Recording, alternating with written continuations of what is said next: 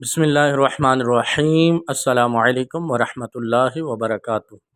حضرت عبداللہ بن مسعود رضی اللہ تعالی عنہ سے روایت ہے، انہوں نے کہا کہ ایک شخص حضور اکرم صلی اللہ علیہ وسلم کی خدمت میں حاضر ہوا اور کہا، یا رسول اللہ، کلمہ پڑھنے والوں میں سے کوئی دوزخ میں باقی رہے گا؟ یعنی تمام مسلمانوں کے نکال لیے جانے کے بعد آپ صلی اللہ علیہ وسلم نے فرمایا، ہاں، ایک شخص ہوگا دوزخ کے پیندے میں پکارتا ہوگا، یا حنانو یا منانو، یہاں تک کہ جبریل اس کی آواز سن لیں گے اور آواز پر تعجب کریں گے، کہیں گے العجب العجب، پھر صبر نہ کر سکیں گے اور عرش کے سامنے سر بسجود ہوں گے۔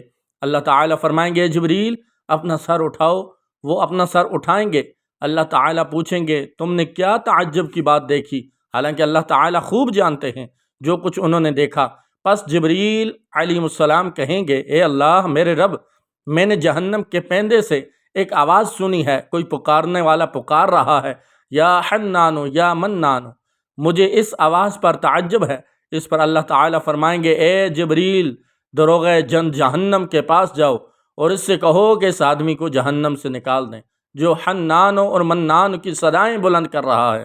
حضرت جبریل امین علیہ السلام دوزخ کے دروازوں میں سے ایک دروازے پر جائیں گے اور دستک دیں گے، دروغہ نکل کر اس کے پاس آئے گا۔ جبریل امین علیہ السلام کہیں گے، اللہ تبارک و تعالیٰ کا فرمان ہے، اس بندے کو جہنم سے نکال دو جو یا حنان یا منان پکار رہا ہے۔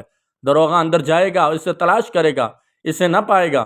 حالانکہ ماں اپنی اولاد کو اس قدر نہیں پہچانتی جس قدر دروغہ دوستیوں کو پہچانتا ہے، تو حیران ہو کر نکل آئے گا اور جبریل سے کہے گا، دوزخ نے اس وقت ایک ایسا سانس لیا ہے، یعنی بھڑکی ہے، کہ پتھر اور لوہے اور آدمی میں تمیز نہیں کر سکتا۔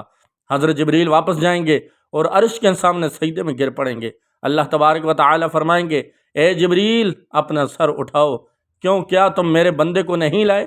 پس وہ کہیں گے، اے میرے رب، دروغہ جہنم نے کہا ہے کہ دوزخ نے ایک ایسا سانس لیا ہے کہ میں پتھر کو لوہے سے اور لوہے کو آدمی سے تمیز نہیں کر سکتا۔ اس پر اللہ عز و جل فرمائیں گے، دروغہ دوزخ سے جا کر کہو کہ میرا بندہ ان گھروں میں سے ایک ایسی پوشیدہ گلیوں میں اور اس طرح کے کونوں میں ہے۔ حضرت جبریل امین علیہ السلام جا کر اس کی خبر دیں گے۔ دروغہ اندر جائے گا اور اسے پا لے گا۔ وہ اوندا پڑا ہوگا، اس کی پیشانی پیروں سے بندھی ہوگی اور اس کے ہاتھ اس کی گردن میں پڑے ہوں گے، سانپ بچھو اس پر لپٹے ہوں گے۔ پس دروغہ جہنم کا ایک ایسا جھٹکا دے گا کہ سانپ بچھو اس پر سے گر جائیں گے۔ پھر دوسری بار جھٹکا دے گا، تمام ہتھکڑیاں، بیڑیاں اور توق ٹوٹ کر گر جائیں گے۔ اسے آگ سے نکال کر چشمہ حیات میں ڈالیں گے اور جبریل امین علیہ السلام کے سپرد کر دیں گے۔ حضرت جبریل اسے پیشانی سے پکڑ کر کھینچتے ہوئے چلیں گے۔ حضرت جبریل امین اسے لیے ہوئے فرشتوں کے جس مجمع سے گزریں گے، وہ کہیں گے، تف ہے اس بندے پر۔ حضرت جبریل امین علیہ السلام سر بسجود ہوں گے۔ پھر اللہ تبارک و تعالیٰ فرمائیں گے، اے جبریل اپنا سر اٹھاؤ۔ پھر اللہ تعالیٰ فرمائیں گے، اے میرے بندے، کیا میں نے تمہیں اچھی شکل میں پیدا نہیں کیا؟ کیا میں نے تمہاری طرف رسول نہیں بھیجے؟ کیا اس نے میری کتاب تیرے سامنے نہیں پڑھی؟ کیا اس نے تجھے اچھائی کا حکم نہیں دیا اور برائی سے نہیں روکا؟ بندہ سب باتوں کا اقرار کرے گا۔ پھر اللہ تعالیٰ فرمائیں گے، پھر تم نے ایسا کیوں کیا؟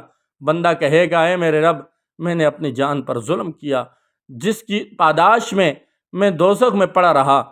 میں نے تجھ سے امید نہیں توڑی، تجھے حنان منان کہہ کر پکارتا رہا اور تو نے اپنے فضل سے مجھے نکال دیا، تو اب اپنی رحمت کو تو فعل مجھ پر رحم فرما۔